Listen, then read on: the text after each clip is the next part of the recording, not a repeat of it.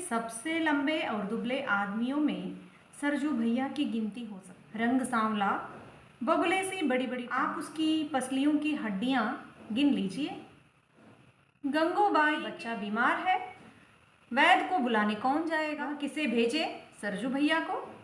खबर आई राजकुमार के मामा जी अपने गांव में सख्त बीमार हैं, उनकी खोज खबर कौन। परमेश्वर को एक रजिस्ट्री करनी है, शिनाख्ती, उसका कफन खरीदने कौन जाएगा, सरजू भैया।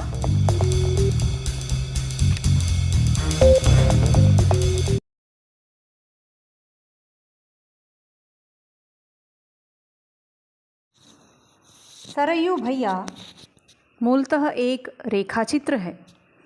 रेखाचित्र को अंग्रेजी में स्केच कहते हैं। स्केच के अंतर्गत किसी व्यक्ति विशेष के चरित्र, उनका स्वभाव या गुणों का कलात्मक वर्णन किया जाता है। रेखाचित्र में लेखक के कलात्मक कौशल का पता चलता है, जिसमें वह अपनी भावना एवं कल्पना से कम शब्दों में किसी व्यक्ति विशेष का अद्भुत मार्मिक चित्र प्रस्तुत करता है। सरयू भैया भी एक रेखाचित्र है, जिसकी रचना हिंदी साहित्य के प्रसिद्ध साहित्यकार एवं रेखाचित्रकार रामवृक्ष बेनीपुरी ने किया है। सरयू भैया जैसे नाम से ही पता चलता है, एक व्यक्ति को सूचित करता है। उस व्यक्ति का नाम सरयू है और भैया संबोधन है, अर्थात लेखक इस रेखाचित्र में किसी ऐसे व्यक्ति का वर्णन कर रहे हैं जिसे वे भैया मानते हैं। लेखक ने इसके शीर्षक में भैया संबोधन कर हमें यह पहले ही सूचित कर दिया है कि इस रेखाचित्र में वे किसी पुरुष का वर्णन कर रहे हैं, और इस बात को वे रेखाचित्र के प्रारंभ में ही सरयू भैया नहीं, सरजू मैया, यह हमारे गांव की विशेषता है कि कभी कभी मर्द गंगा, यमुना या सरयू हो जाते हैं, कहकर अपनी बात को स्पष्ट कर देते हैं कि सरयू वास्तव में किसी पुरुष का ही नाम है जो उनके गांव में प्रचलित है। दरअसल सरयू भैया लेखक के पड़ोसी थे। लेखक और उनके बीच ऐसा संबंध बन गया था कि लेखक उन्हें भैया कहकर संबोधित करते थे।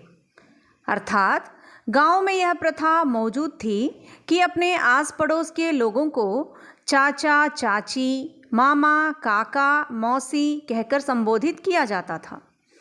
इस दृष्टि से लेखक और सरयू भैया दोनों पड़ोसी थे और लेखक उन्हें बचपन से ही भैया कहकर पुकारते थे। लेखक इस रेखाचित्र में सरयू भैया को याद इसलिए करते हैं क्योंकि सरयू भैया वास्तव में याद करने योग्य व्यक्ति थे। उनका परिवार भी अच्छा खासा परिवार था। उनके पिताजी गांव के गुमाश्ता थे। चौपाल, साफ सुंदर मकान और अच्छा खासा बैठक खाना था। लेकिन सरयू भैया ने दूसरों की सहायता करने के चक्कर में पूरी संपत्ति को दांव पर लगा दिया था, और आज यह नौबत पड़ गई थी कि रहने के लिए भी उनके पास मकान नहीं था। मकान झोपड़ी में तब्दील हो गया था। लेखक इसका वर्णन इन शब्दों में करते हैं।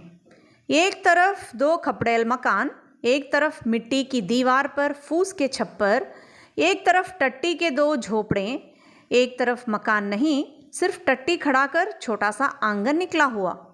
लेखक के इस वर्णन से ही हम सरयू भैया की दुर्दशा का अंदाज़ा लगा सकते हैं। बेनीपुरी जी इसलिए सरयू भैया पर रेखाचित्र लिखते हैं क्योंकि सरयू भैया का व्यक्तित्व दूसरों से अलग था। उनके अंदर स्वार्थ लेश मात्र भी नहीं था। वे हमेशा दूसरों की सेवा एवं भलाई का सोचते थे। कभी अपने तथा परिवार के बारे में चिंता नहीं करते थे। प्रायः इसलिए उनकी यह दशा थी। उनके उदार चरित्र का वर्णन करते हुए लेखक लिखते हैं, गंगो भाई के घर में बच्चा बीमार है, वैद्य को बुलाने, हृदय को बाजार से सौदा लाने, राजकुमार के मामा की तबीयत की खोज खबर लाने, शादी ब्याह में बढ़ चढ़कर मदद करते हुए अपना बुरा हाल करना, किसी के घर में मृत्यु हो गई हो और कफन आदि की तैयारी में लगने वाले सरयू भैया के सिवा और कोई उस गांव में नहीं था। इतना ही नहीं, कोई भी उनके पास आकर कर्ज मांगते या दुखड़ा रोते तो सरजू भैया पसीज कर उन्हें रुपये दे देते। लेकिन रुपए वसूल करने की कला उन्हें नहीं आती थी। जब रुपए मांगते और उनकी आंखों से आंसू देखते तो फिर खाली हाथ घर लौट आते। इस तरह करते करते सूद और मूलधन दोनों ही से उन्हें हाथ धोना पड़ता था। ऐसा करते करते सरजू भैया की यह दशा हो गई थी कि उन्हें दूसरों के सामने हाथ फैलाकर पैसा मांगना पड़ा।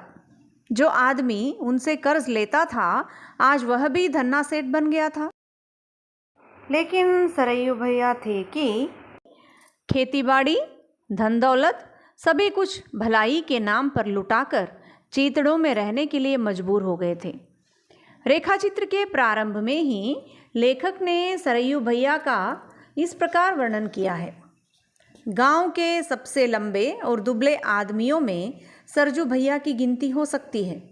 रंग सांवला, बगुले सी बड़ी बड़ी टांगें, चिंपांजी की तरह बड़ी बड़ी बाहें, कमर में धोती पहने, कंधे पर अंगोछी डाले खड़े होते हैं तब उनकी पसलियों की हड्डियों को गिना जा सकता था।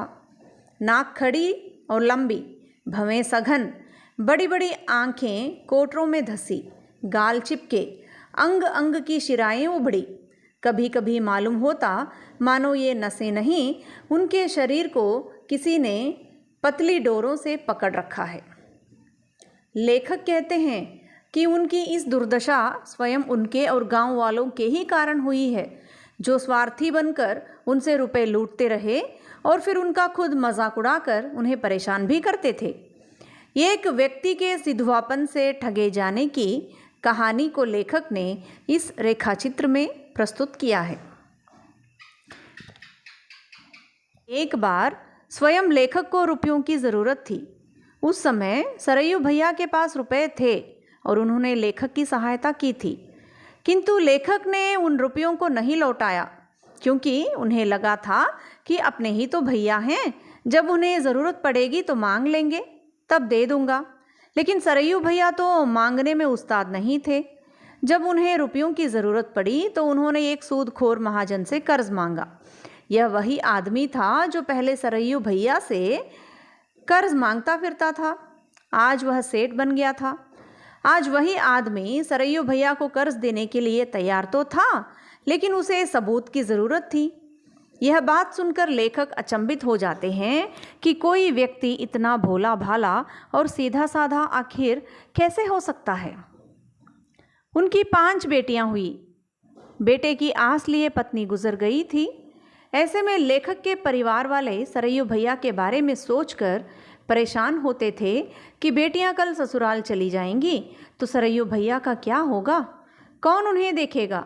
उनकी दूसरी शादी की चिंता करते हुए लेखक के परिवार वाले सरयू भैया से जब शादी की बात छेड़ते तो सरयू भैया, मैं शादी करूं जिसमें शर्मा जी को यानी मुझे यानी लेखक को नई भौजाई से दिन रात चुहले करने का मज़ा मिले, क्यों है कहकर ठठाकर हंस पड़ते और लेखक चुपचाप मुस्कुराते रहते। इस प्रकार हम इस रेखाचित्र में एक ऐसे व्यक्ति के बारे में जान सकते हैं जो अपने आप में एक अनोखा व्यक्तित्व होगा। इतने निस्वार्थ व्यक्ति शायद ही कोई इस धरती पर हो। तो यह रेखाचित्र सरयू भैया आपको कैसी लगी, ज़रूर कमेंट सेक्शन में कमेंट कीजिएगा। यदि आप मेरे चैनल पर पहली बार आए हैं तो ज़रूर सब्सक्राइब कर लें, लाइक करें, बगल में बेल आइकन को भी दबा लें ताकि जो भी वीडियो मैं पोस्ट करूंगी नोटिफिकेशन आपको मिल जाए। Thank you.